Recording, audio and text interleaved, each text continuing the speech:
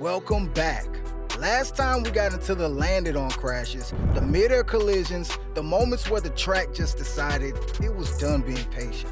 Eli Tomac's down! Oh my! Off to the side of the track! I can't believe it! Today, we're going even further. Teammate takeouts, block passes that crossed every line imaginable, and one night in Denver that wiped out half the leaderboard in under 30 seconds. Let's get into it. Denver 2026. There are nights in supercross where the race sorts itself out cleanly. The fastest rider wins, and everyone goes home making sense of the result. This was not one of those nights. In the space of less than 30 seconds, the leaderboard was completely erased. On lap 22, Dylan Ferrandis on the brand new Ducati gets tangled with Justin Cooper coming out of the whoops into a right-hand sand corner. Both go down, and while the cameras are still following that wreckage, something else is already happening further up the track. On lap 23, Cooper Webb, number 1, is struggling. Jorge Prado, number 26, moves in. Prado was defending hard, blocking Webb from getting to his inside in the next left-hand corner. Webb tucked the front end, making contact with Prado, going down in the second of 3 bowl turns. Prado stayed upright, but the defending was costly. Both Malcolm Stewart and Chase Sexton came down through and passed Prado clean, with Stewart climbing all the way to 4th by the finish. After the race, Prado did not hold back. When asked about the incident, his response was simple. If I'm hard to pass, he needs to be faster. The kind of comment that does not go unnoticed in a paddock with a long memory. 2 separate crashes, 1 moment, an entirely different race. Denver does not do things quietly.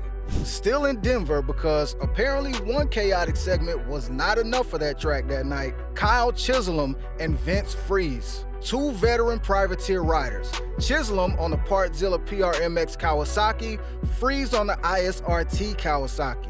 Different teams, same color, same corner, same problem.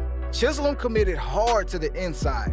Freeze was already there, leaned over, fully committed to the same apex. In supercross, there is no negotiation at that point.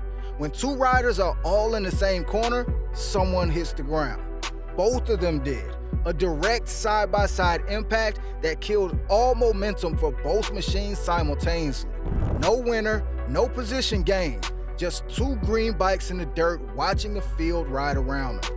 Foxborough 2024. Justin Cooper is one of the smoothest, most technically precise riders in the paddock, which makes what happened here even harder to watch. Cooper cut to the inside to triple out of a rhythm section. The front end dipped on him just slightly, just enough. In a rhythm section, that margin doesn't exist. The bike stopped being a motorcycle and became a catapult, and Cooper went over the bars with nowhere to go and no time to protect himself. The bike came over on top of him. You can hear the crowd react before the dust even settles. That specific sharp gasp of a stadium full of people watching something they did not want to see. Cooper got back up. He always gets back up.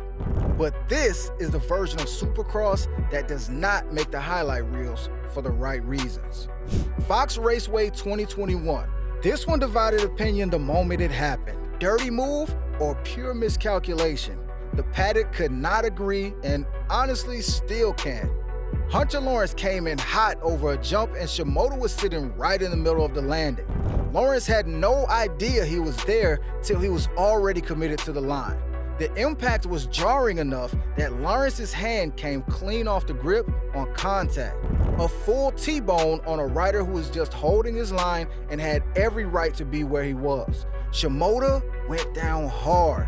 Whether you call it a racing incident or a dirty move depends on who you ask, but the result was the same either way.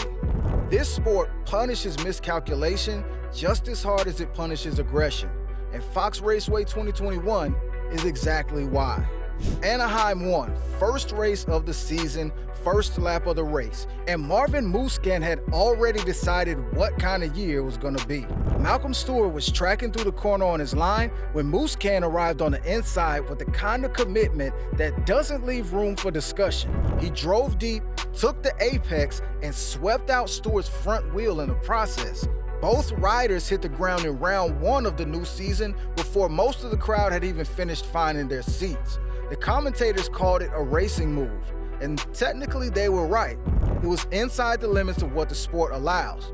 But Malcolm Stewart, picking his bike up off the Anaheim dirt in the first race of the year, probably had a very different definition of where those limits sat. Switzerland 2026. Tom Weil was already having the kind of day that makes you question your career choices before the teammate crash even happened. He was already deep in the recovery mission through the field when he tangled with his HRC Honda teammate Ruben Fernandez, and the day found a new low.